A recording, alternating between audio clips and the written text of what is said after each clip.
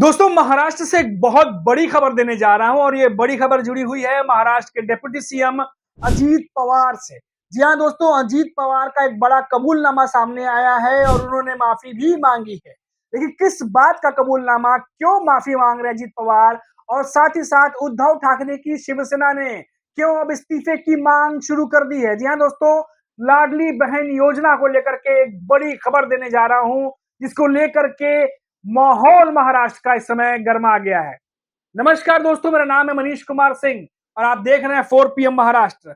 दोस्तों, लाडली बहन योजना को लेकर के लगातार विपक्ष सवाल खड़े करता रहता है और जब से लाडली बहन योजना का स्कीम शुरू हुआ है कोई ना कोई खामी इसमें नजर आती है।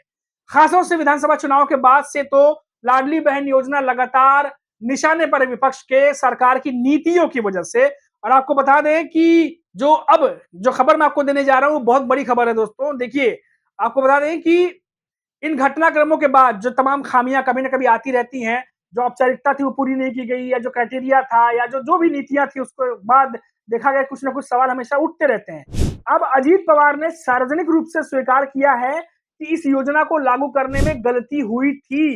ये पहली बार है जब उन्होंने इस बारे में कोई बयान दिया है। अब ये बयान सुनिए जो रिपोर्ट्स आ रही हैं। अजीत पवार ने अपनी गलती कबूल करते हुए कहा कि जब हम इस योजना के साथ आए उस समय हमारे पास बहुत कम समय था, चुनाव 2 या 3 महीने में ही होने थे, इसलिए हमारे पास लड़की बहन योजना के तहत महिलाओं के आवेदनों की समीक्षा करने के लिए आवश्यक समय नहीं था। अब देखिए, ये बात अपनी जगह सही है दोस्तों, लेकिन उस समय लगातार विपक्ष भी ये कह रहा था कि जल्दबाजी में ये योजना लाया गया है, चुनावी योजना है और इसको सही तरीके से समीक्षा नहीं की गई। कई सारी बातें उस समय भी उठी थी। अब देखिए दोस्तों क्या कह रहे हैं, आगे सुनिए। आवश्यक समय नहीं था। हमने सोचा था कि जो लोग इस योजना के नियमों पर खरे नहीं उतरेंगे वे आवेदन नहीं करेंगे, लेकिन कुछ ने आवेदन किया। अब हम जो पैसे दे चुके हैं उसे वापस नहीं ले सकते, लेकिन अजीत पवार ने माना कि सभी को लाभ देना गलत था। अजीत पवार के कबूलनामे के बाद अब उद्धव ठाकरे की शिवसेना अब निशाना साधने लगी है। जी हाँ दोस्तों, संजय राउत ने प्रतिक्रिया देते हुए उन्होंने अजीत पवार से इस्तीफे की मांग कर दी है। उन्होंने कहा कि राज्य के वित्त विभाग में बड़ा घोटाला हुआ है और अजीत पवार के बयान पर प्रतिक्रिया देते हुए संजय राउत ने कहा कि अजीत पवार को इस्तीफा अब दे देना चाहिए। क्या कहते हैं वो सुनिए। ये घोटाला वित्त विभाग के माध्यम से हुआ है। किसने पैसा दिया, किसने राज्य का पैसा लूटा, आपने इस राज्य के पैसे को लूटने कैसे दिया। प्यारी बहनों ने नहीं बल्कि प्यारे भाइयों के नाम बदलकर सैकड़ों करोड़ रुपए का फायदा उठाया गया।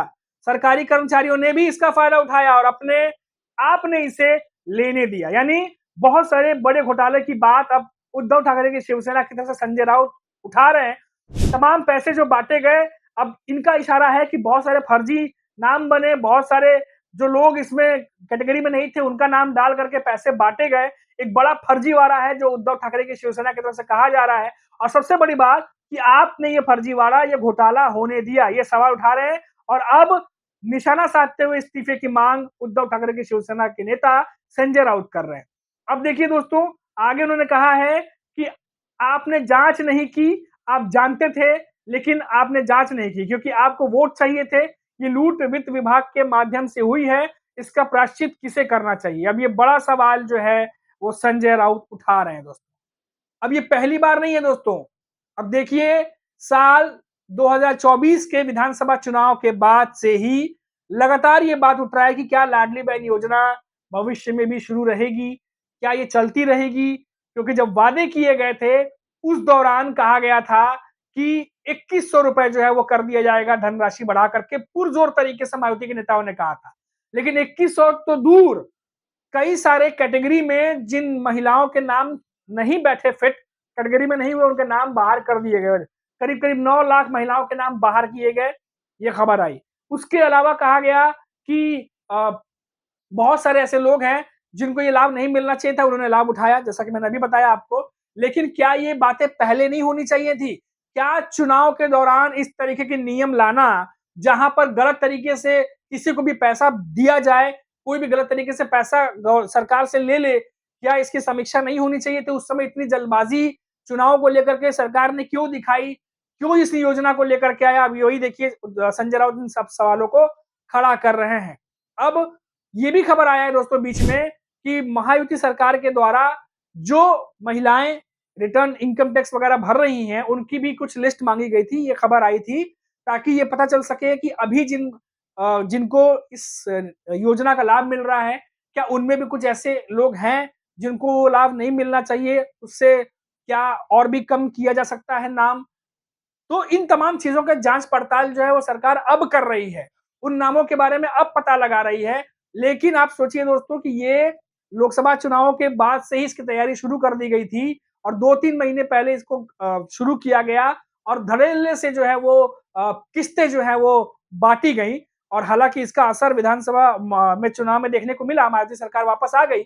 लेकिन उसके बाद जो कुछ भी हो रहा लाडली बहन योजना आप देख रहे हैं, जिस योजना को लेकर के सबसे ज्यादा पॉजिटिव बातें होनी चाहिए थी, उसके बारे में बातचीत तो हुई, लेकिन ये बातें भी सामने आ रही हैं जो खबरों के माध्यम से आपको दिख जाएंगी, अखबारों में, चैनलों में, कुछ जगहों पे जो बातें चल रही हैं। अब अजीत पवार जब ये बात मान रहे हैं, गलती हुई जब ये बात कह रहे हैं, तो क्या एकनाथ शिंदे भी जिस तरीके से क्रेडिट ले रहे थे, क्या वो आगे आकर इस पर कोई बयान देंगे? क्या देवेंद्र फडणवीस भी जिस तरीके से क्रेडिट बीजेपी के नेता ले रहे थे लाडली बहन योजना को लेकर के, क्या वो इस पर भी अपना जिम्मेदारी तय करेंगे कि अगर इतनी बड़ी भूल हुई है, इतने बड़े लेवल पे पैसा जो है वो अलग-अलग लोगों को चला गया है, जो इस कैटेगरी में नहीं थे, उनको भी पैसे दे दिए गए हैं।